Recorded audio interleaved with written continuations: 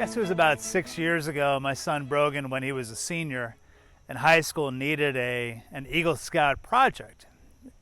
And he brought up if there are any projects at the church that we needed, and he kind of walked around the church and he saw this back lot, and he said, you guys need a fire pit there. You need a place where people can kind of gather in a circle around a bonfire, and that became his Eagle Scout project. And so his scout troop kind of came out here under his leadership, and pretty soon this fire pit was created and benches around it, and it's been well used.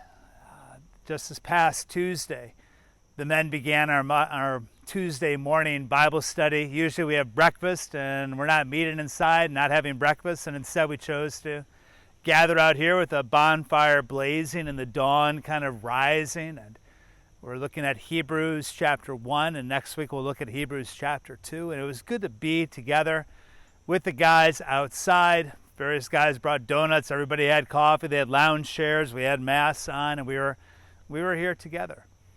I had a few meetings that afternoon and came home and then returned in the evening, and we had another bonfire blazing here in the same pit.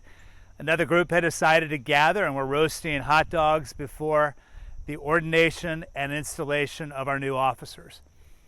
And while that was going on, a group of high school guys from North Olmsted were here playing basketball, and I began to kind of smile at just the creative use of space and the resiliency of a community meeting outside. You never know what's going to happen, but I found myself grateful for the determination of men to gather in the morning and a group to gather in the evening, and officers who are willing to say yes to the call of God and serve God through our church and our various ministries. You never know what a project will turn into. I don't think Brogan really imagined 6 years ago that this bonfire would be blazing still today, and the impact of that work, that labor, that gift carries on.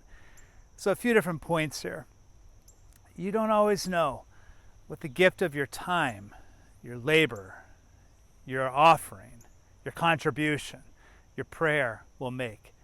But we have the assurance that when we offer our time, our energy, our labor, our prayers, God has a way of multiplying the impact of that gift. And secondly, we need to be reminded of our ancestors. When God liberated them from slavery, He led them in the wilderness outside for 40 years. And in that environment, they came to a place of having to trust God and rely upon one another. They received the law. They learned to be led by God in a pillar of fire by night and a cloud by day. And in time, they were ready to be led into the promised land. But as they entered into the land and eventually established a temple for their worship, they were aware of where they had been, what they had learned, and they remembered. They remembered what God taught them.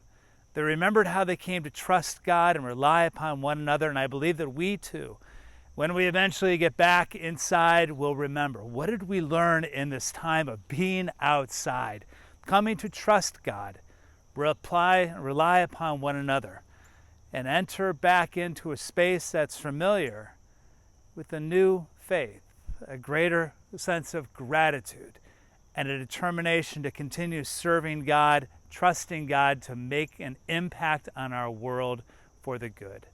Thank you for all that you are doing, how you are giving, the ways that you are serving, trusting God, and relying upon one another.